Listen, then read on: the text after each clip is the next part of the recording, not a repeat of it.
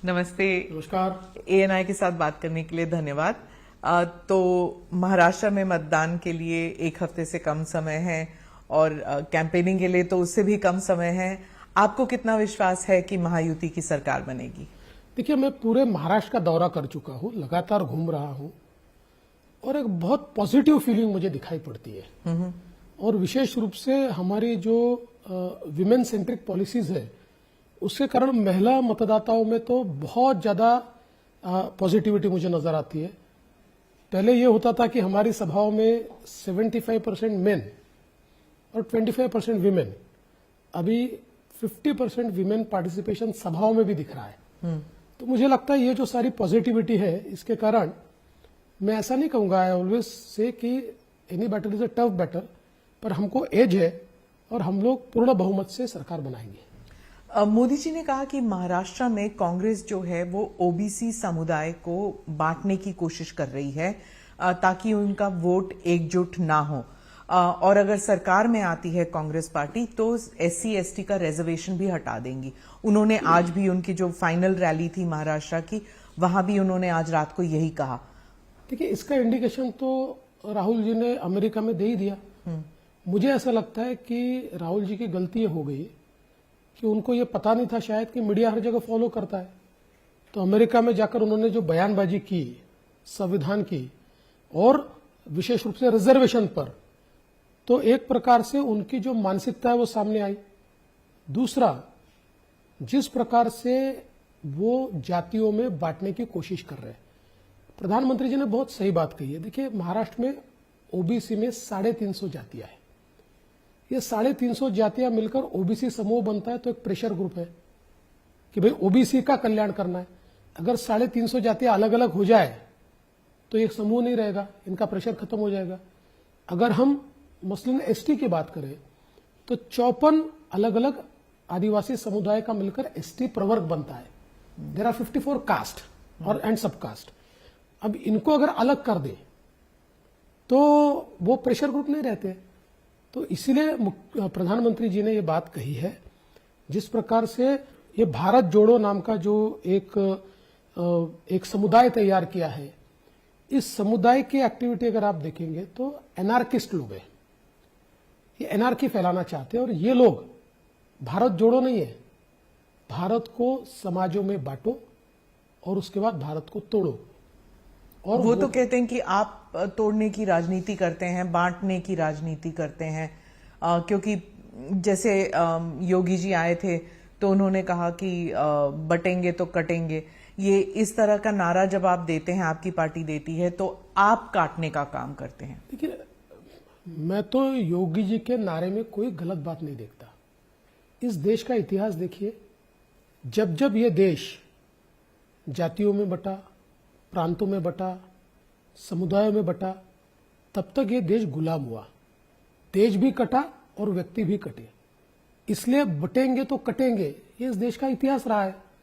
और मैं समझ नहीं पाता हूं कि अगर कोई ये कहता है कि बांटिए मत और बटिए मत, तो इस पर ऑब्जेक्शन लेने की क्या बात है? क्योंकि जब मुसलमान समाज कहता है कि हमें एकजुट होना चाहिए तो उनको एंटी नेशनल का दर्जा दिया जाता है, उनको सेपरेटिस्ट कहा जाता है कि आप एक गुट बना रहे हैं, आप you are not integrating with the rest of the country. लेकिन जब हिंदू समुदाय कहता है तो उसे नेशनलिज्म का दर्जा दिया जाता है। देखिए, सवाल ये है कि आप अगर किसी पर्पस के लिए एक आ रहे हैं, आप एकजुट हो रहे हैं, बहुत अच्छी बात है। लेकिन लोकसभा में हमने क्या देखा? लोकसभा में हमने देखा वोट जिहाद। लोकसभा में उनके धर्मस्थलों से बैनर लगाए गए, महाविकास आघाड़ी को वोट नहीं दिया तो अल्लाह के साथ बेईमानी है, ऐसे वोट लगाए, ऐसे बैनर लगाए गए। मैं तो तमाम सेक्युलरवादी जो अपने आप को मानते हैं उनको पूछता हूं, ये कौन सा सेक्युलरिज्म है? कस्में दिलाई गई लोगों को, और पर्पस क्या है? डिफीट मोदी। पर आपकी पार्टी भी कहते हैं जो राम को लेके आए हम उन्हें ले आएंगे। तो गाना है। और क्या, देखिए, राम को लाए हैं हम उनको लाएंगे, ये कहने में कोई गलत नहीं। लेकिन इस प्रकार की बात करना, कई हमारी पार्टी ने मंदिरों में लोगों को जमा करके भगवान की कसम खाइए कि बीजेपी को वोट देंगे, नहीं देंगे तो राम के साथ बेईमानी होगी, ऐसा तो नहीं कहा। ऐसा तो कहीं नहीं हुआ। और सबसे बड़ी बात यह है कि आज देखिए जिस प्रकार की परिस्थिति लोकसभा के बाद तैयार हुई, अब जो डर हमको था ये वापिस महाविकास आघाड़ी तलवे चाटने का की राजनीति कर रही है। मैं एक उदाहरण आपको कहना चाहता हूं। किसके तलवे चाट रही है? मुस्लिम उलेमाओं के, क्योंकि मैं उदाहरण आपको बताना चाहता हूं। अभी उलेमा काउंसिल ने उनको समर्थन घोषित किया, 17 मांगे उन्होंने रखी थी। इन्होंने बकायदा पत्र दिया है कि ये 17 मांगे हम मंजूर करते हैं। मुझे उसमें आपत्ति नहीं है अगर कोई मांगे रखता है, कोई मंजूर। मांगे कौन सी है? मैं एक मांग आपको बताता हूं। उसमें से एक मांग उसमें से है 2012 से 2024 तक महाराष्ट्र में जो दंगे हुए, उन दंगों में जिन मुस्लिम समुदाय के लोगों पर केसेस हुई है वो सारी केसेस खारिज की जाएगी, वापस ले ली जाएगी। अब मैं सवाल पूछना चाहता हूं कि ये कौन सी राजनीति चल रही है? ये अगर इसके खिलाफ इस प्रकार से दंगइयों को साथ में लेकर कोई पार्टी लड़ना चाहती है और हम बटे रहे तो कटेंगे। तो आपने जब कहा कि जैसे ये मांग है, इसको लीगली लड़ सकते हैं ना। आपने धर्म युद्ध कहा कि अब इसको वोट जिहाद के का अगर सामना करना पड़ेगा तो धर्म युद्ध करना पड़ेगा। तो ये धर्म युद्ध जो है वो बांटने की धर्म युद्ध की संकल्पना हमारे यहाँ क्या है? धर्म युद्ध की संकल्पना यह है कि यतो धर्मा ततो जया। ये धर्म युद्ध है हमारे यहाँ। जहां सत्य है वहां विजय है। ये असत्य की लड़ाई लड़ रहे हैं, हमको सत्य की लड़ाई इनके खिलाफ लड़नी पड़ेगी। ये धर्म युद्ध है हमारा। हमने ऐसा थोड़ी कहा हिंदू धर्म युद्ध लड़ो, हमने कहा धर्म युद्ध लड़ना पड़ेगा। और 8 दिन का चुनाव, और कौन कोर्ट जाएगा और कौन इलेक्शन कमीशन के पास जाएगा वो तो बाद में होता रहेगा। ये लोगों ने तो समाज को बांट दिया, बांट के वोट तो लेकर चले गए। तो इसलिए देखिए, हम चुनाव जब लड़ते हैं तो ये लड़ाई है। भले ही शस्त्र नहीं है, अस्त्र नहीं है, पर यह लड़ाई है। सामने वाले बेईमानी करते रहे और हम देखते रहे, ऐसा नहीं होगा। हम जवाब देंगे, बेईमानी नहीं करेंगे लेकिन जवाब देंगे। आपने कहा अगर पत्थर आएगा तो ईंट का जवाब हाँ पत्थर बिल्कुल, से। ईंट का जवाब पत्थर से ही देंगे। देखिए, हम गांधी जी को बहुत मानते हैं, अहिंसा को भी बहुत मानते हैं, लेकिन ये तत्व हमको मंजूर नहीं है कि सामने वाले हमको मारते रहे और हम चुपचाप तमाशा देखते रहे। ऐसी अहिंसा हम नहीं मानते। सामने वाला ईंट मारेगा तो पत्थर से जवाब देंगे। पर उन्होंने कहा क्या? जैसे मैं ओवैसी का उदाहरण दे रही हूं, जब वो यहाँ कैंपेन करने आते हैं तो आप कहते हैं कि रजाकार की बात आपने उठाई, आपने औरंगजेब की बात उठाई। पिछले इंटरव्यू में भी मैंने आपसे यही पूछा था कि औरंगजेब को बार बार चुनाव के दौरान क्यों घसीटा जाता है? हम नहीं लाते। ओवैसी की सभा में भाषण होता है और वो कहते हैं संभाजीनगर नाम कैसे दे दिया, संभाजी का क्या संबंध है। जब उनकी सभा में कहा जाता है कि ये धरती तो हमारे रजाकारों की धरती है, तो मुझे याद दिलाना पड़ता है रजाकारों की धरती नहीं है, ये धरती छत्रपति शिवाजी महाराज की है, ये हमारे पुरखों की धरती है।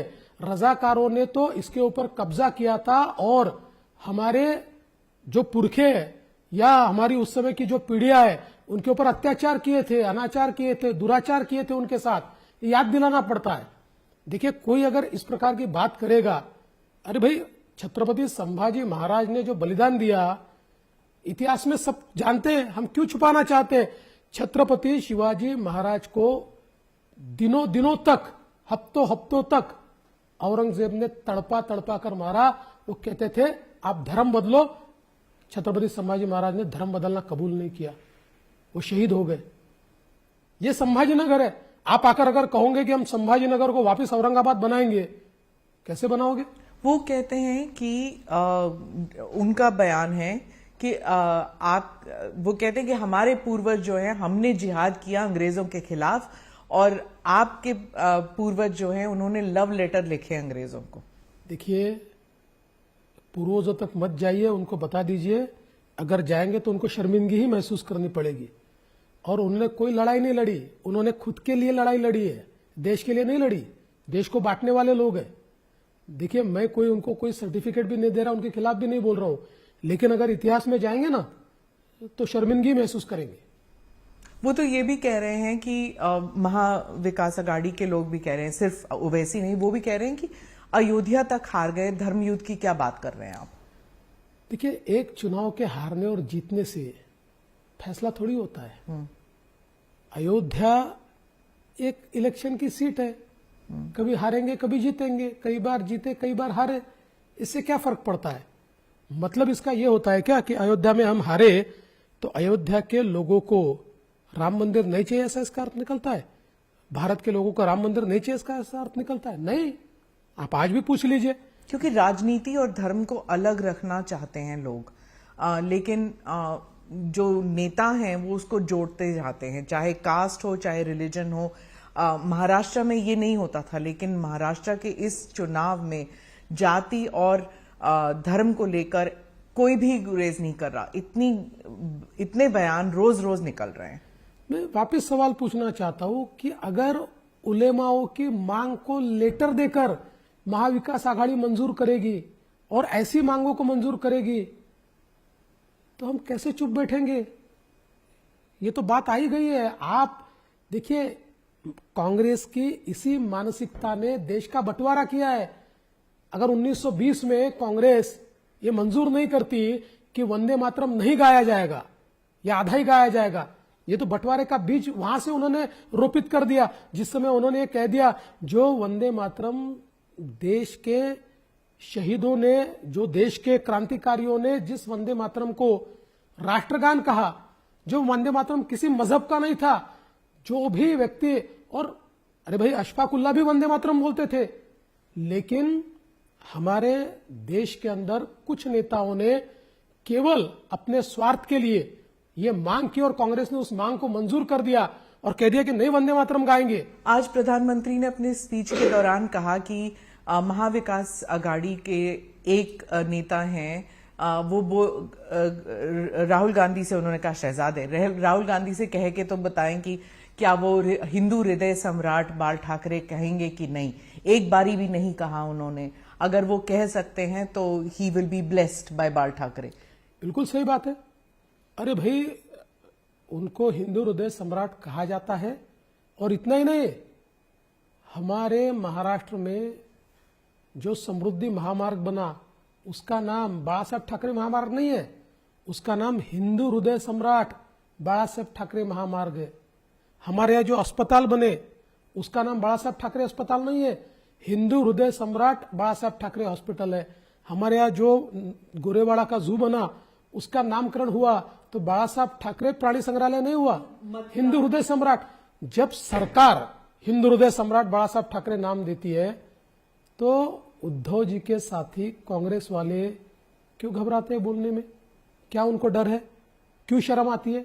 क्यों शर्माते हैं? अरे थे, हिंदू हृदय सम्राट थे, उनको ये पदवी मिली थी। मुझे ये बताइए कि लोकमान्य तिलक का नाम लोकमान्य नहीं था, लोगों ने पदवी दी थी इसलिए लोकमान्य बने वो। इसी प्रकार से ये हिंदू हृदय सम्राट थे। आजकल तो शहजादों को छोड़ दीजिए, राहुल जी को छोड़ दीजिए, स्वयं उद्धव ठाकरे जी की शिवसेना भी शिवसेना प्रमुख बाला साहब ठाकरे बोलने लगी, उन्होंने भी हिंदू हृदय सम्राट बोलना छोड़ दिया। तो मुझे लगता है कि जब वो नहीं कहते तो शहजादे का तो कहने का सवाल ही नहीं उठता। जब हम योगी जी के बयान के बारे में बात कर रहे थे तो आपके एक सहकर्मी हैं अजीत पवार जी, उन्होंने कहा इसके लिए जगह नहीं है। पंकजा भी कहती है कि इसके लिए जगह नहीं है। पहली बात तो यह है कि शायद ये लोग या तो जनता का सेंटिमेंट नहीं समझ पाए या फिर इस बात का वो मतलब नहीं समझ पाए, या बोलते हुए वो शायद कुछ और कहना चाहते हैं और उसका अर्थ अलग गया। इन तीनों में से कोई हो सकता है। जहां तक अजीत दादा का सवाल है, मुझे लगता है कि दशकों अजीत दादा ऐसे विचारों में रहे हैं कि जिन विचारों में सेक्युलरिज्म नाम का एक इस प्रकार का विचार है जो मैं ऐसा मानता हूं कि हिंदू विरोधी है। Secularism, there is no real secularism amongst those who call themselves secularist. Hindutva का विरोध करना है सेक्युलरिज्म उनके लिए, ऐसे लोगों के साथ रहे। इसलिए जनता का मिजाज और नेशनलिस्ट मिजाज ये समझने में थोड़ा समय उनको लगेगा। बटेंगे तो कटेंगे, इसका अर्थ समाज को एकत्रित रखना है और मुझे लगता है इसमें कोई गलत बात नहीं है। और जो प्रधानमंत्री का जो नारा था कि एक हैं तो सेफ हैं, आपने कहा ये महामंत्र है। महामंत्र क्यों कहा आपने इसके बारे में? इसीलिए मैंने कहा कि प्रधानमंत्री जी ने समाज को एक रखने के लिए जो मंत्र दिया है, अगर हम एक साथ रहेंगे तो ही हमारा विकास होगा। अब कौन अलग कर रहा है हमको? कांग्रेस बांट रही है, महाविकास आघाड़ी बांट रही है। वो तो जोड़ने की राजनीति कहते हैं कि भारत जोड़ो राजनीति है। देखिए उनका भारत जोड़ो कैसा है, वो कहते हैं नफरत छोड़ो भारत जोड़ो। सुनिए, उनका जो भारत जोड़ो है ना, उनके हाथ में जो लाल संविधान था ना, उसके जैसा उनका भारत जोड़ो है। उस लाल संविधान में ऊपर कवर था, अंदर कोरे कागज थे। वो कहता है ये आपके कांग्रेस कहती है ये मिस इन्फॉर्मेशन है आपकी क्यों मिस पार्टी इन्फॉर्मेशन? अरे भाई, आप ही ने, मीडिया ने वहां पर दिखाया, हमारे पास हम तो थे ही नहीं कार्यक्रम में। मीडिया ने उसको दिखाया और बाद में उन्होंने एडमिट भी किया, उनके विपक्षी नेता ने एडमिट किया कि हमने तो ऐसे ही बांट दिया था, हम तो केवल सिंबॉलिक कर देते। क्या संविधान के साथ सिंबोलिज्म चलेगा इस प्रकार से? तो ये जो भारत जोड़ो ये भी ऐसा ही है, नाम भारत जोड़ो दिया है, अंदर सारे संगठन भारत तोड़ो वाले हैं। संविधान की बात चल रही है तो कश्मीर के बारे में भी पूछूंगी, क्योंकि कई भारतीय जनता पार्टी के नेता यहां पर आकर, महाराष्ट्र में आकर, कश्मीर में एक अलग संविधान कांग्रेस चाहती है, उमर साहब चाहते हैं कि अलग संविधान जो पहले होता था। कश्मीर का मसला महाराष्ट्र में कैसे उठ रहा है और क्या मतदान करते वक्त क्या महाराष्ट्र के लोगों के विचार में कश्मीर उठेगा कभी? क्यों नहीं उठेगा? अरे ये मराठाओं की भूमि है। जिन मराठाओं ने अटक से लेकर कटक तक भारत को एक किया था, ये छत्रपति शिवाजी महाराज की भूमि है। ये संकुचित विचारों वाली भूमि नहीं है। ये भूमि से जो वीर निकले, उन वीरों ने जो हमारे ऊपर आक्रमणकारी थे, जो मुगल थे, उनको परास्त करते हुए अफगानिस्तान तक खदेड़ दिया था। तो कश्मीर की तो बात यहां होगी। और अगर मैं देशभक्त हूं तो मैं इतना संकुचित विचार कैसे रखूं कि कश्मीर का कुछ भी हो जाए मुझे चलेगा, मेरे महाराष्ट्र का क्या है? ऐसा नहीं हो सकता है। हम देशभक्त लोग हैं और ये कश्मीर जो है ये हमारी अस्मिता का विषय है। कश्मीर कोई केवल विषय मात्र नहीं है, इससे भारत की अस्मिता जुड़ी हुई है। और मुझे बहुत खुशी है कि भारत रत्न डॉक्टर बाबा साहेब अंबेडकर जी का संविधान 7 दशक तक कश्मीर में लागू नहीं था। 7 दशक तक अपने विधान पर शपथ लेते थे, अपने विधान पर वो चलते थे, हमारा तिरंगा झंडा नहीं लगाते थे। लेकिन 370 के हटने के बाद लाल चौक पर जब एक बहुत बड़ा तिरंगा मैं देखता हूं तो मुझे बहुत खुशी होती है, मेरा दिल गदगद होता है। और उसके साथ पर साथ आप वहां तक नहीं रुकना चाहते थे, आप तो पाकिस्तान की हाँ बात बिल्कुल कर रहे हैं। वहां जा ही रहा हूं।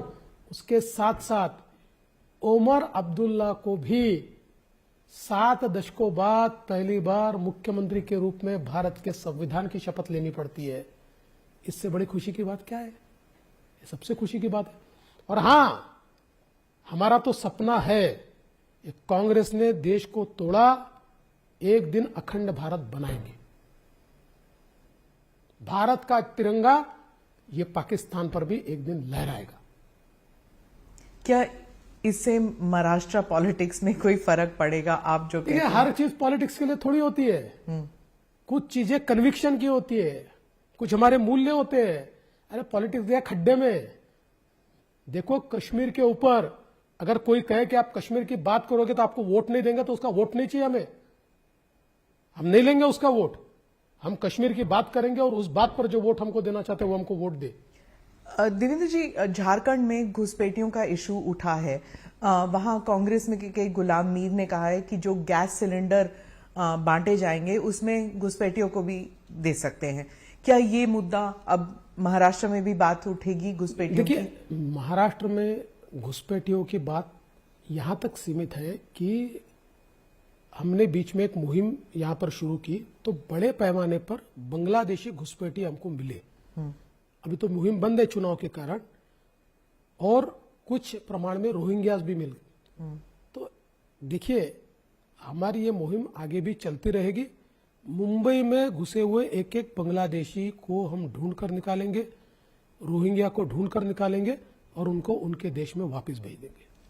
अभी प्रधानमंत्री की रैली में जब वो बात कर रहे थे तो कैंडिडेट सब साइड में थे, आप भी थे, लेकिन वहां पर महायुति के जो कैंडिडेट्स थे, जीशान सिद्दीकी, सना मलिक, ये दो एनसीपी के थे, अजीत पवार भी नहीं थे वहां पर, तो आपकी महायुति थोड़ी बिखरी हुई सी नजर आ रही है।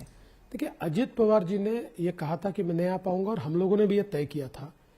प्रधानमंत्री जी की पहली सभा में मैं था, उसमें अजीत दादा और सीएम नहीं थे। दूसरी सभा में सीएम थे, उसमें मैं नहीं था, अजीत पवार जी भी नहीं थे। पूना की सभा में अजीत पवार जी थे, उसमें मैं नहीं था, सीएम साहब भी नहीं थे। तो हम लोगों ने सभाएं बांट ली थी प्रचार की दृष्टि से, और पीएम साहब का भी ये कहना होता है कि सारे लोग एक जगह रहोगे तो प्रचार कैसे करोगे। इसलिए मैं नहीं मानता कि इसमें कोई अलग बात है। हाँ, अभी अगर कोई नहीं आया है तो उसका जवाब मैं तो नहीं दे पाऊंगा, वही लोग दे पाएंगे। पर आपके सहकर्मी हैं, वो आपके साथ होना चाहिए था ना। अब वो क्यों नहीं आए ये तो वही बताएंगे। क्या आपने मना किया उनसे? नहीं, हमने मना नहीं किया। नवाब मलिक को मना किया? हमने तो निमंत्रण ही नहीं दिया, मना करने का सवाल ही नहीं उठता, उनको निमंत्रण ही नहीं था। पर जब आपके साथ हैं वो, तो फिर निमंत्रण अगर ना भी दें तो भी आना चाहिए। नहीं आ सकते ना भाई, पीएम का स्टेज है, बिना निमंत्रण के आएंगे तो बहिरंग लौटा दिया जाएगा। आपके बहुत सारे जो सपोर्टर्स हैं वो कहते हैं कि जब आप डेप्यूटी चीफ मिनिस्टर बनने के लिए आप राजी हुए तो इट वाज त्याग, कहते हैं वो, क्योंकि आप चीफ मिनिस्टर बन चुके हैं, उसके बाद डेप्यूटी चीफ मिनिस्टर बनने के लिए आप राजी हुए, तो एक किस्म का त्याग था। दूसरा मैं सवाल पूछूंगी कि जब 2024 का चुनाव हुआ और रिजल्ट्स इतने अच्छे नहीं आए तो कहा जाता है कि आप रिजाइन करने के लिए भी तैयार थे, आप पर्सनल रिस्पॉन्सिबिलिटी लेने के लिए भी तैयार थे।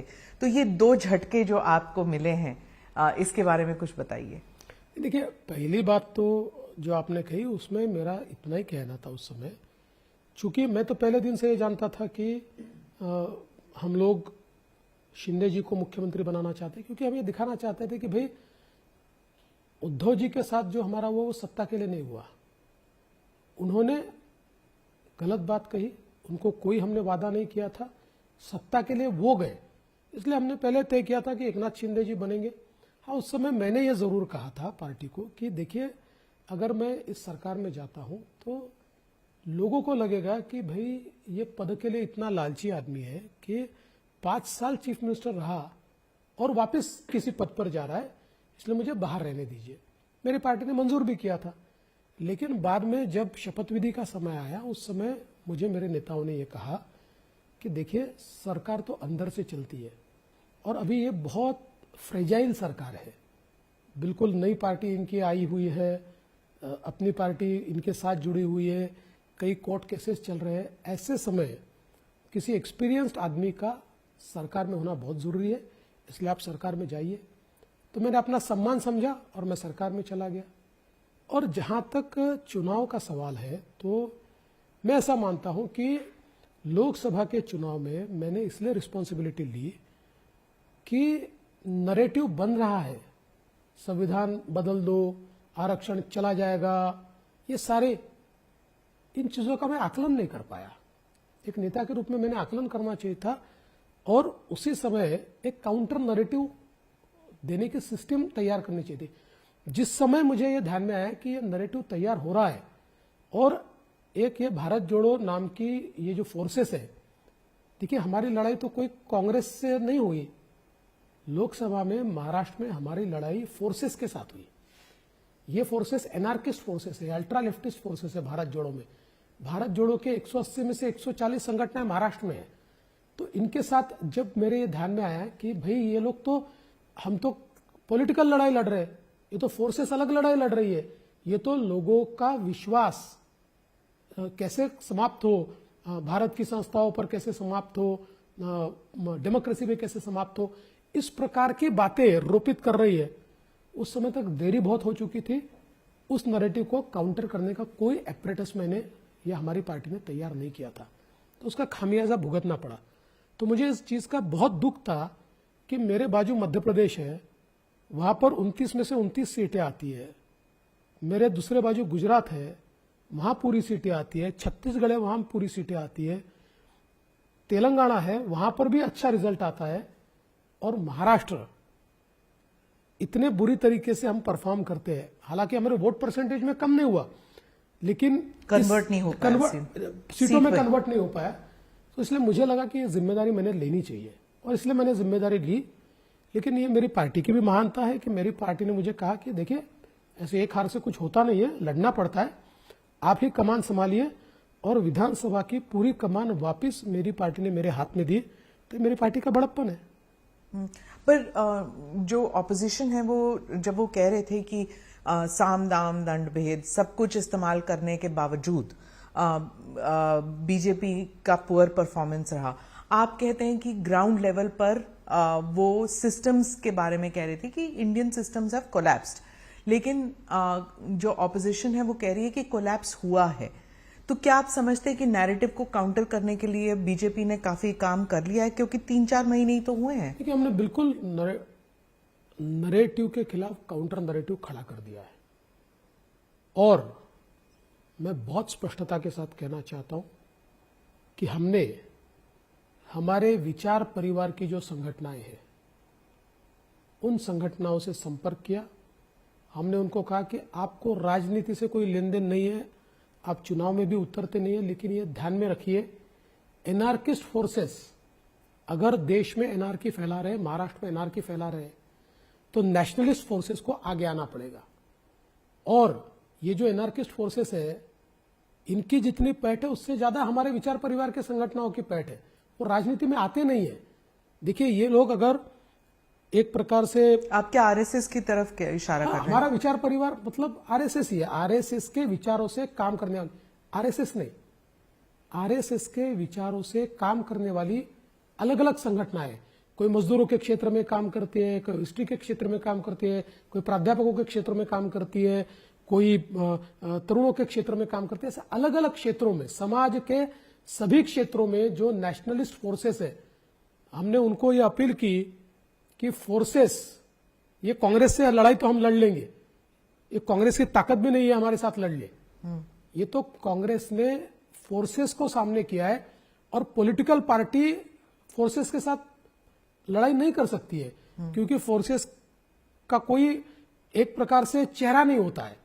इसलिए हमने उनको कहा, और मैं ऐसा मानता हूं, नेशनलिस्ट फोर्सेस जो है वो हमारे साथ है, और सारे क्षेत्रों में इन फोर्सेस के कारण एनार्किस्ट फोर्सेस का जो नैरेटिव है वो समाप्त हो गया, खत्म हो गया।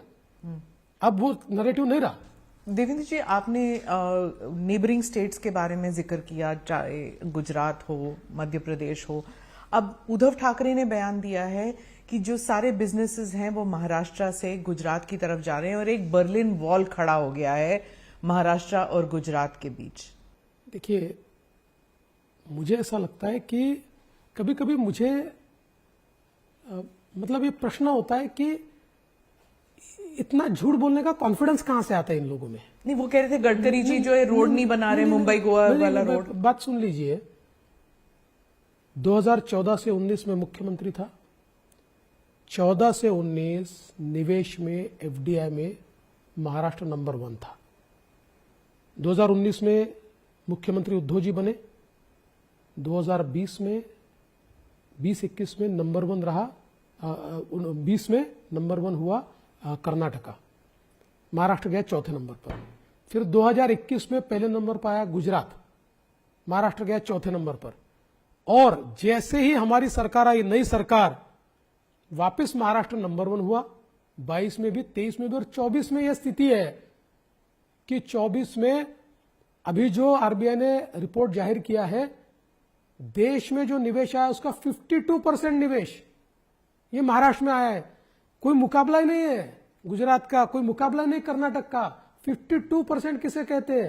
पूरा देश है 48% में, और 52% में महाराष्ट्र है। मैं तो ये कहता हूं, गुजरात कितना फॉर्चुनेट है, उनको एडवर्टीजमेंट करने की जरूरत ही नहीं है। उनके लिए महाविकास आघाड़ी एडवर्टीजमेंट करती है, रोज कहती है गुजरात जा रहा है, गुजरात जा रहा है। हमारे यहाँ जो निवेशक आने वाला है उसको भी लगता होगा कि अरे महाराष्ट्र में कुछ गड़बड़ है, गुजरात जाना चाहिए। ये तो गुजरात के एम्बेसडर बन गए शरद पवार जी, उद्धव ठाकरे जी, नाना पटोले जी। गुजरात का जितना गुणगान ये करते हैं ना, उतना गुणगान कोई नहीं करता है। राहुल गांधी ने अभी हाल ही में एक स्पीच में कहा कि इंडस्ट्रीज जो सब गुजरात जा रही हैं उसकी वजह से महाराष्ट्र के जो युवा हैं, खासकर ट्राइबल युवा वगैरह, वो बंधुआ मजदूर बन के बाकी राज्यों में जाना पड़ेगा उन्हें। मैं राहुल गांधी को पूछना चाहता हूं, राहुल जी, कर्नाटक में आपकी सरकार है, अरे वहां देखिए ना कितना निवेश आ रहा है। गया ना उसका नंबर नीचे। हमारी सरकार थी तब तक ऊपर था, अब नीचे चला गया। आपकी एक तो परफॉर्मिंग गवर्नमेंट दिखाइए, not a single performing government. आज ही हिमाचल प्रदेश की उनकी सरकार ने नियम निकाल दिया, 10,000 रुपए से ज्यादा पेमेंट करना है तो परमिशन लेनी पड़ेगी। ये उनकी अवस्था है। और सबसे बड़ी बात तो ये है, महाराष्ट्र में कर्नाटक के विज्ञापन छाप रहे। महाराष्ट्र के नेता उनके इतने फेल है कि उनका फोटो भी नहीं छाप सकते। वो कांग्रेस के एडवर्टीजमेंट में महाराष्ट्र के नेताओं का ना फोटो है ना जिक्र है। कर्नाटक के और तेलंगाना के एडवर्टीजमेंट यहां छाप रहे। अरे भाई, कर्नाटक और तेलंगाना के एडवर्टीजमेंट छाप के महाराष्ट्र के बच्चों को कोई नौकरी मिलने वाली है? आप उनको तेलंगाना में देने वाले हो या कर्नाटक में देने वाले हो? राहुल गांधी बेसिर पैर बातें करते, उनकी पार्टी में उनको कोई गंभीरता से नहीं लेता। आप भी मत लीजिए, छोड़ दीजिए। कांग्रेस जो है वो रूरल एरियाज में, महाराष्ट्र में रूरल एरियाज में ज्यादा जा रही है और कुछ न्यूज़पेपर आर्टिकल्स में भी आ रहा है कि महायुति को एक अर्बन सेंट्रिक पार्टी यूनिट माना जा रहा है और महाविकास आघाड़ी जो है वो कंसंट्रेट कर रही है रूरल एरिया में, क्योंकि फार्म डिस्ट्रेस है, रूरल डिस्ट्रेस है, फार्मर सुइसाइड्स है। सोयाबीन को ले लीजिए या फिर प्याज के फार्मर्स को ले लीजिए, पेस्टिसाइड्स की जो है वो उसकी कमी हो रही है। तो महाविकास आघाड़ी उस पर कंसंट्रेट कर रही है। देखिए, महाविकास आघाड़ी लगातार ये नैरेटिव तैयार करने का प्रयास कर रही है, लेकिन क्यों नहीं तैयार हो पा रहा? ये बात सही है कि पिछले खरीफ में कॉटन यानी कपास और सोयाबीन, इसकी मार्केट प्राइस एमएसपी से नीचे गई। हमने निर्णय किया कि हम लोग भावांतर योजना लाएंगे, उनको मदद करेंगे। अनफॉर्चुनेटली लोकसभा का चुनाव आया और इसलिए हम पैसा डिसबर्स नहीं कर पाए। जैसे ही लोकसभा का चुनाव समाप्त हुआ, हमने 4,000 करोड़ रुपया कॉटन और सोयाबीन के किसानों को प्राइस डिफरेंस के पे कर दिए। आज किसान ट्रैक रिकॉर्ड हमारा देख रहा है और हमने घोषणा की है कि अगले 5 साल तक हमारी प्राइस डिफरेंस की भावांतर की योजना चलेगी। जिस साल इंटरनेशनल कंडीशंस के कारण कॉटन और सोयाबीन के रेट्स एमएसपी से नीचे जाएंगे, जो डिफरेंस होगा वो राज्य की सरकार सीधे खातों में देगी। किसानों के खातों में चला गया। दूसरा, हमने किसानों को बिजली का बिल माफ कर दिया।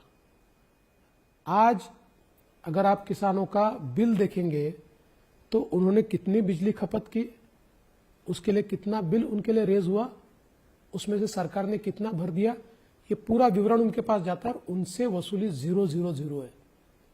तो किसान इस बात से बहुत खुश है कि बिजली का बिल उनको नहीं भरना पड़ रहा है।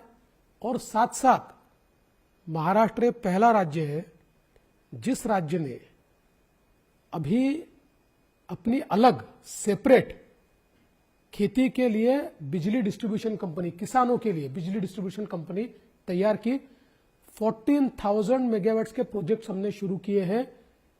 सोलर में 2,000 मेगावाट के पूरे हुए, 18 महीने में ये पूरे हो जाएंगे और इसके बाद हम 365 दिन हमारे किसानों को 24 घंटे बिजली दे पाएंगे।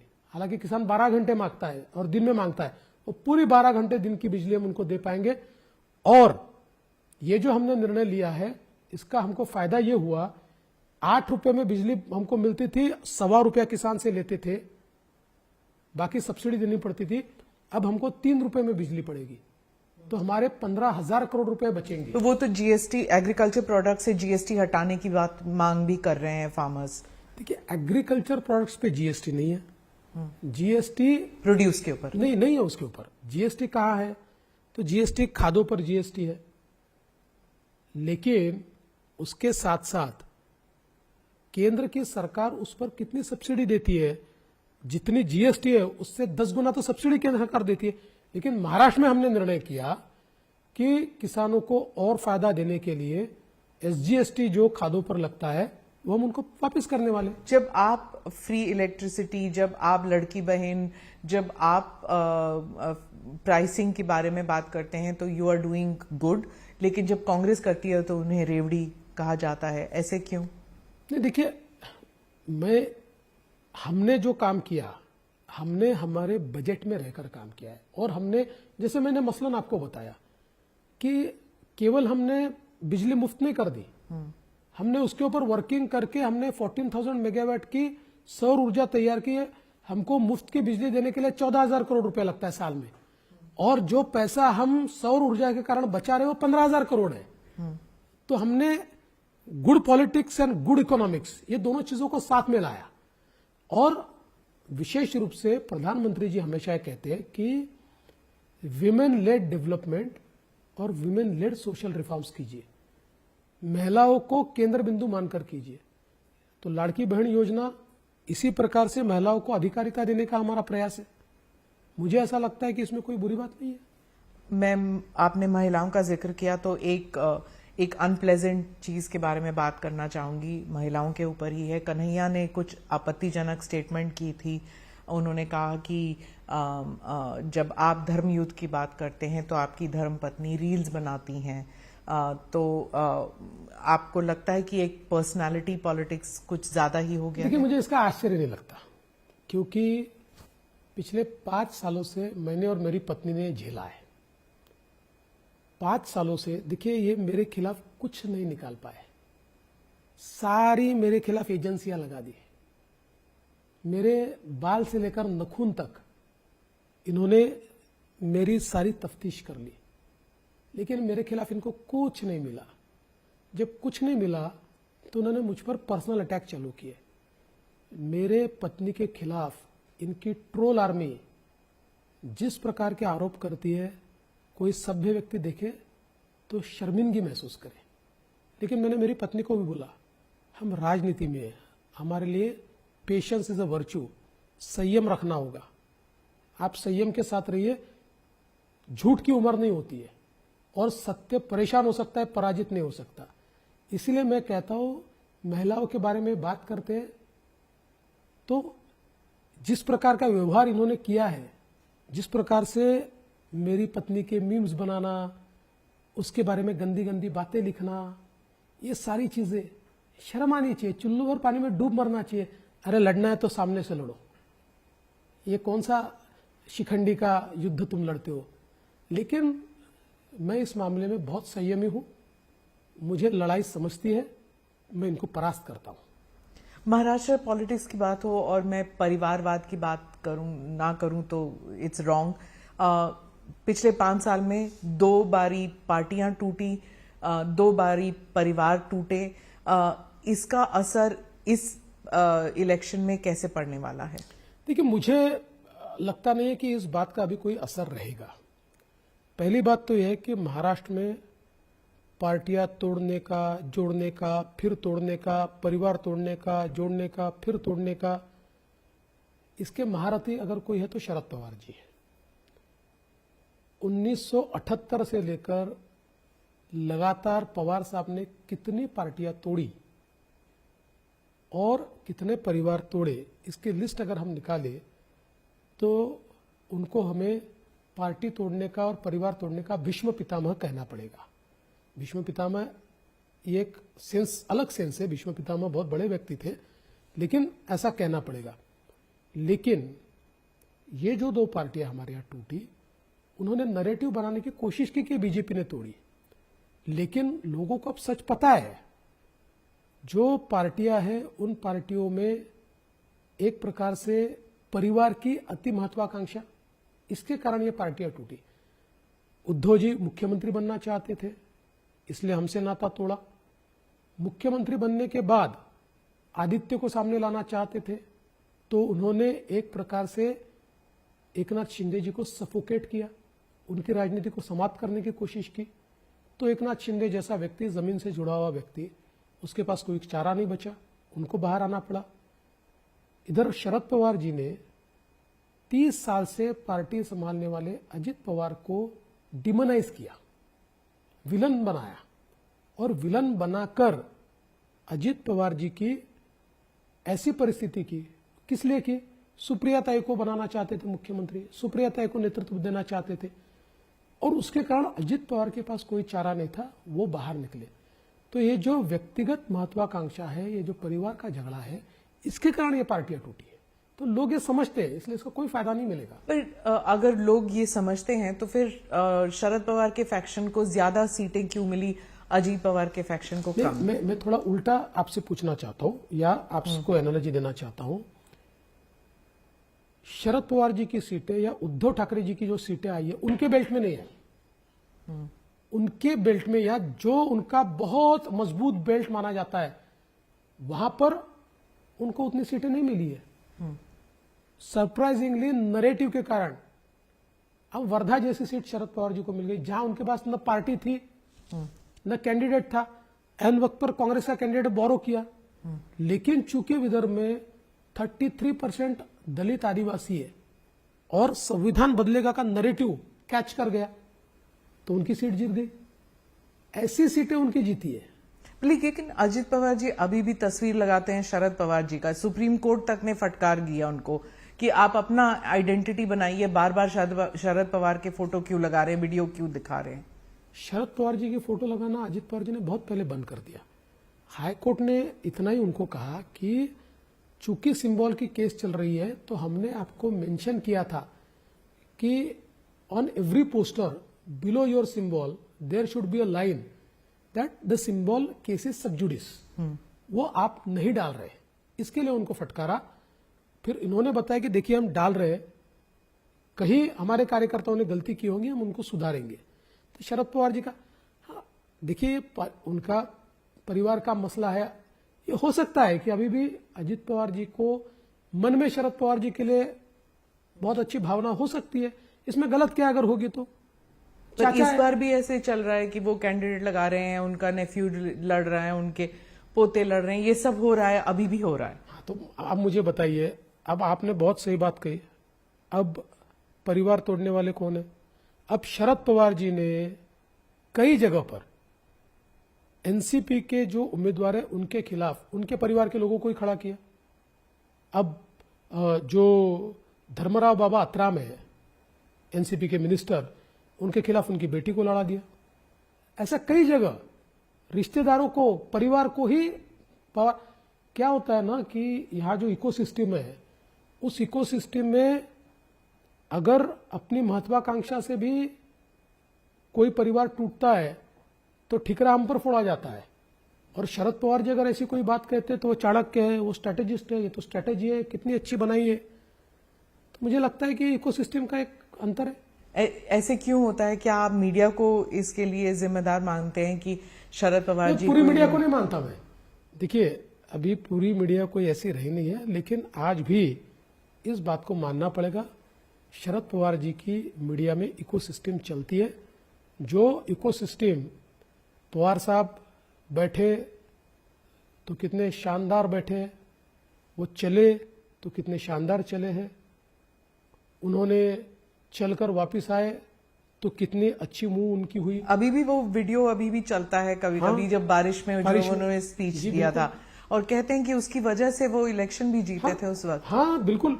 But he is always that x factor है ना महाराष्ट्र इलेक्शन में, कि शरद पवार जी किस तरफ जाएंगे, किसे सपोर्ट करेंगे, उससे महाराष्ट्र के पॉलिटिक्स में काफी असर पड़ता है। कि 50 साल की राजनीति है। मेरे जैसे व्यक्ति की जितनी उम्र है उतने सालों से वो राजनीति कर रहे हैं, तो उनका एक्सपीरियंस तो बड़ा होगा ही ना। पर अब आपका भी एक्सपीरियंस बहुत है, तो मुझे आप बताइए कि अगर जब इलेक्शन रिजल्ट्स आएंगे और आपकी पार्टी अगर नंबर्स लेके आती है, तो कितनी देर लगेगी to form government to stake? देखिए, मुझे ऐसा कोई डेट है, कोई प्लान है? कोई प्लान भी नहीं, कोई डेट भी नहीं है। यह तय हुआ है कि जैसे ही रिजल्ट आएगा, वी आर वेरी श्योर कि हमारी सरकार बनेगी। ये तीन पार्टी एक साथ? हाँ जी, हाँ जी। तो हमने तय किया है कि रिजल्ट्स के बाद तीनों पार्टियां एक साथ बैठेगी। जो शिवसेना है उसके राष्ट्रीय अध्यक्ष एकनाथ शिंदे जी है, एनसीपी के राष्ट्रीय अध्यक्ष अजित पवार जी है, और हमारी पार्टी में हमारा पार्लियामेंट्री बोर्ड ये राष्ट्रीय अध्यक्ष जी को ऑथराइज करता है। तो ये तीनों मिलकर बैठेंगे और तय करेंगे कि किसको मुख्यमंत्री करना है, कौन बनेगा, कौन से दिन बनाना है। अभी तय नहीं हुआ? मैं तो इस प्रोसेस में नहीं हूं। कैसे हो सकता है कि आप प्रोसेस में नहीं है कि मुख्यमंत्री? मेरी पार्टी में रीजनल नेता हूं। ये सब राष्ट्रीय अध्यक्षों का खेल है। मैं थोड़ी राष्ट्रीय अध्यक्ष हूं, मैं तो रीजनल आदमी हूं। मैं तो यहां लीड कर रहा हूं। तो ये पहले से बना नहीं है फॉर्मेट की कौन बनेंगे? नहीं, वो बना होता तो बता देते, बना ही नहीं है। नहीं बता देते तो बताते नहीं है ना, आपकी पार्टी में कभी नहीं बना। तय होता, अगर तय करते। देखिए, स्ट्रैटेजी दोनों प्रकार की होती है, कभी तय करके जाते हैं, कभी बिना तय किए। क्या उद्धव ठाकरे के लिए दरवाजा हमेशा के लिए बंद हो चुका है? देखिए, निश्चित ही बंद हो गया है और जरूरत भी नहीं पड़ने वाली है। ऐसा है, मैं आजकल बहुत संभल के बात करता हूं, क्योंकि 2019 के चुनाव ने मुझे सिखाया है कि राजनीति में कुछ भी हो सकता है। लेकिन बावजूद उसके मैं ये कह रहा हूं कि अब आवश्यकता नहीं पड़ेगी। क्योंकि महाराष्ट्र में सब कह रहे हैं कुछ पता नहीं है, अभी ये तीन पार्टी इस तरफ है, ये तीन पार्टी इस तरफ है। जब रिजल्ट्स निकलेंगे इस तरफ उस तरफ हो सकते हैं सब। ये महाराष्ट्र की खासियत है। खासियत तो ऐसी नहीं है, लेकिन हाँ जरूर ये पिछले 5 सालों में हुआ है और इसलिए उसी के मद्देनजर लोग कहते हैं। लेकिन मेरा अपना मानना है, मेरा अपना आकलन है कि लोग इस बार डिसाइसिव मैंडेट देंगे महायुति के लिए। महायुति के लिए। और आप बताने के लिए तैयार नहीं है कि कौन बनेंगे? नहीं, मुझे ऑथराइजेशन ही नहीं है ना। I am not authorize to say. क्योंकि विनोद तावड़े जी ने कहा है कि हो सकता है कि कोई अननोन चेहरा आ सकता है मुख्यमंत्री बनने के लिए। विनोद तावड़े जी राष्ट्रीय नेता है, विनोद तावड़े जी राष्ट्रीय महामंत्री है। वो दिल्ली में रहते हैं, दिल्ली की गलियारों की चीजें उनको मालूम होती है। मैं तो महाराष्ट्र का नेता हूं। मैं छोटा जैसे नेता हूं। ओडिशा और मध्य प्रदेश और राजस्थान के यहाँ जो एक्सपेरिमेंट किया जाए, नए चेहरे लेके आए, ला सकती है, लाए। अगर वो ले आएंगे तो फिर क्या आप बीजेपी के प्रेसिडेंट बनेंगे फिर? क्योंकि आपको कहीं तो फिट करना पड़ेगा ना। मैं आपको एक बात बताता हूं। पहली चीज तो यह है कि न मैं मुख्यमंत्री की रेस में हूं, न मैं अध्यक्ष की रेस में हूं। ऐसी कोई रेस ही नहीं है। मैं ऐसी किसी रेस में नहीं हूं। भारतीय जनता पार्टी मेरा घर है। जीना यहां, मरना यहां, इसके सिवा जाना कहा। और देवेंद्र फडणवीस एक ऐसा नट है जो कहीं भी फिट होता है। पार्टी जहां फिट कर दे, ये नट फिट हो जाएगा। फडणवीस जी, एक बात मैं प्रधानमंत्री की स्पीच में से उठाना चाहती हूँ। उन्होंने कहा कि हरियाणा के जो चुनाव हुए थे उसमें हमने देखा कि बीजेपी ने जो दलित वोट बैंक है उसका कंसोलिडेशन किया है, और महाराष्ट्र में भी जो है वहां पे हम दिखने को मिल रहा है सबको। ये प्रधानमंत्री ने नहीं कहा, पर दिखने को मिल रहा है कि जो दलित समुदाय है उनके बीच में आरएसएस के कार्यकर्ता जाके नेशनलिज्म की बात करते हैं, जो भी करते हैं, उससे एक दलित समुदाय में एक कॉन्फिडेंस आ गया है। एक तरफ वो है, दूसरी तरफ जो है कुछ दलित लीडर्स हैं वो कहते हैं कि ये बात सही नहीं है, BJP is more an OBC party, Dalit समुदाय को इग्नोर करती है। सच कहां पर है? देखिए, भारतीय जनता पार्टी ऐसी पार्टी है कि जो सारे समुदायों में है। आज सबसे ज्यादा दलित और आदिवासी एमएलए हमारे चुनकर आते हैं।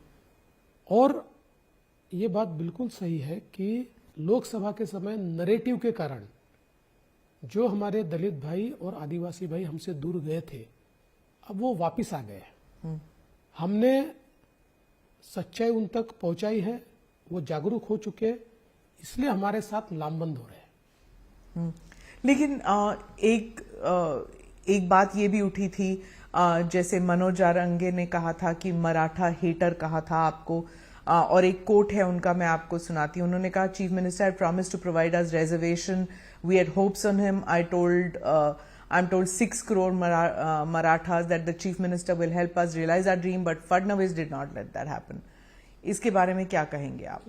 मतलब मराठा वर्सेस ब्राह्मण, दलित वर्सेस ओबीसी, कास्ट फैक्टर आ ही गया ना? मैं दो चीजें आपको बताना चाहता हूं। पहले, लोकसभा के चुनाव में एमवीए को 43.6% वोट मिले, हमको उनको 43.9% वोट मिले, हमको 43.6% वोट मिले, यानी 0.3% का फर्क था। अब अगर महाराष्ट्र के मराठा हमको वोट नहीं दे तो हम 43.6% पर पहुंच पाएंगे? जहां तक मनोज जरांगे पाटिल इनका सवाल है, मैंने उनको ये कहा था कि आप जो मांग कर रहे हैं कि मराठाओं को ओबीसी में रिजर्वेशन दिया जाए, अरे भाई 1980 से मराठा रिजर्वेशन की मांग चल रही थी।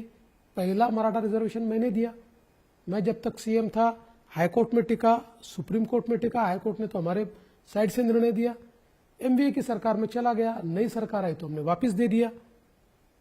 अब आप ये बात करते हो कि तो चलिए, अगर हम लोग कोई गलत कर रहे हैं तो जिसको आप मदद करना चाहते हैं या दूसरी पार्टी अपोजिशन पार्टी है, एमवीए के घटक है, उनको बोलिए कि वो राइटिंग में आपको दे दे, कम से कम जुबानी बोल दे। अभी एमवीए का घोषणा पत्र आया, मराठा शब्द ही नहीं है, रिजर्वेशन की बात ही उन्होंने नहीं की। और जहां तक मनोज जरांगे पाटिल का सवाल है, या उन्होंने मेरे बारे में जो बातें की, तो मैंने ये कहा और आपको वापस कह देता हूं, मेरे में बहुत पेशेंस है। मैं हमेशा ये कहता हूं कि मैं शिव जी का भक्त हूं। कितना भी हलाल आए उसको पचाने की मेरी ताकत है। इसलिए इतने विष प्रयोग, विषैले शब्दों के प्रयोग महाविकास आघाड़ी ने मेरे खिलाफ किए, कई लोगों ने किए, मुझे कोई फर्क नहीं पड़ता। मैं अपना काम करता हूं, इसीलिए महाराष्ट्र की जनता का विश्वास मेरे साथ है। मनोज जरांगे, इन्होंने चुनाव लड़ने की बात कही थी, उन्होंने सीटें डिक्लेयर की थी, फिर चुनाव नहीं लड़ूंगा कहा। लड़ना ये भी लोकतंत्र में उनका अधिकार है, नहीं लड़ना ये भी लोकतंत्र में उनका अधिकार है। आज उन्होंने कोई पॉलिटिकल भूमिका नहीं ली है। वो जब तक पॉलिटिकल भूमिका नहीं लेंगे तब तक मैं इस मसले में कुछ नहीं बोलूंगा। वो अगर पॉलिटिकल भूमिका लेंगे तो फिर मैं उचित जवाब दूंगा। आप पेशेंस की बात करते हैं तो राज ठाकरे ने भी ये कहा है कि देवेंद्र फडणवीस जो हैं वो ही उनमें ही काबिलियत है महाराष्ट्र को लीड करने के लिए।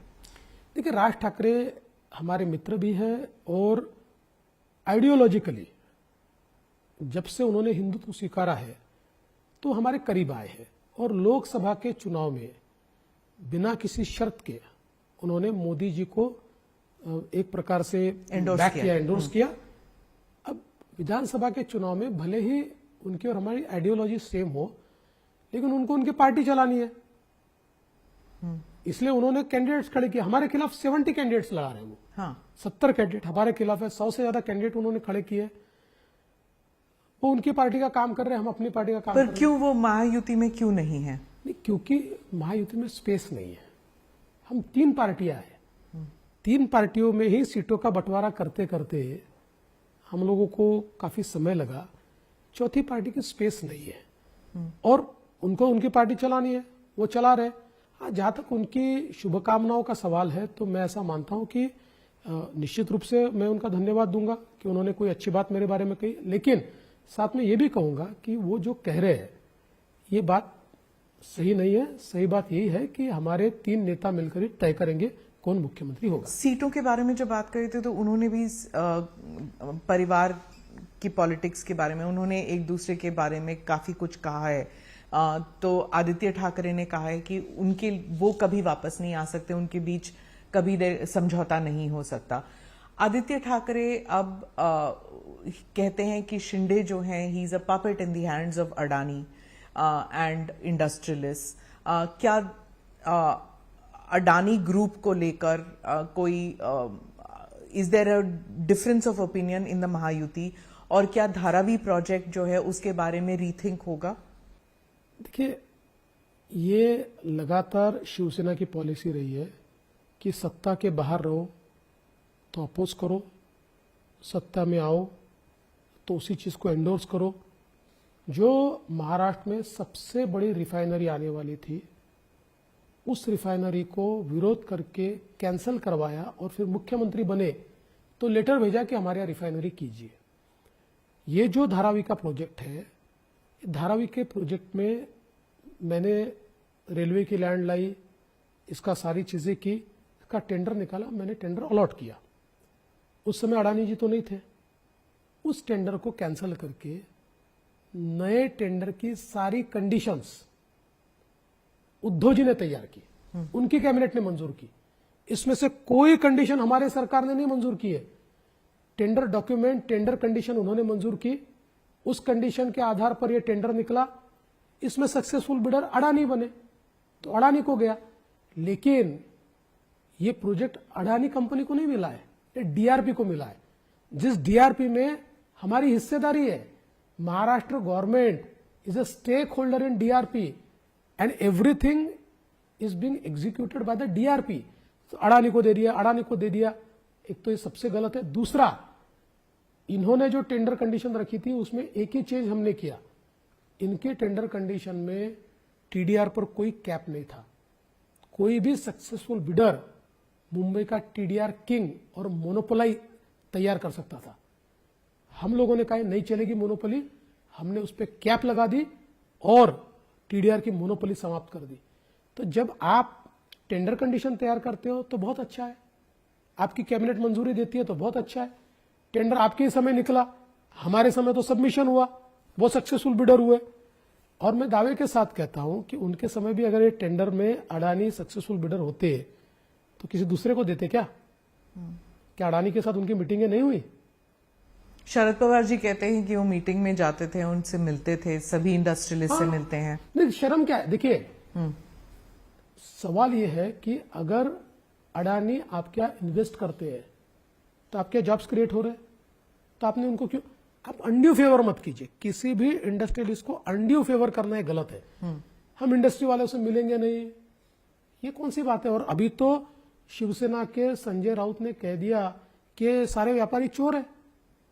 अरे भाई, आपका जीडीपी जिनके माध्यम से आता है, जो आपके लिए जॉब्स क्रिएट कर रहे हैं, उनको चोर कह देते हो और पीछे से उनसे ही मिलते हो।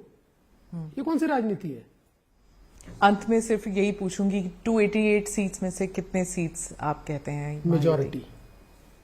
सिर्फ मेजॉरिटी, सिंपल मेजॉरिटी, कोई नंबर नहीं? नंबर नहीं कहूंगा, मेजॉरिटी कहता हूं। चलिए, शुभकामनाएं आपको। थैंक यू, धन्यवाद। Thank you.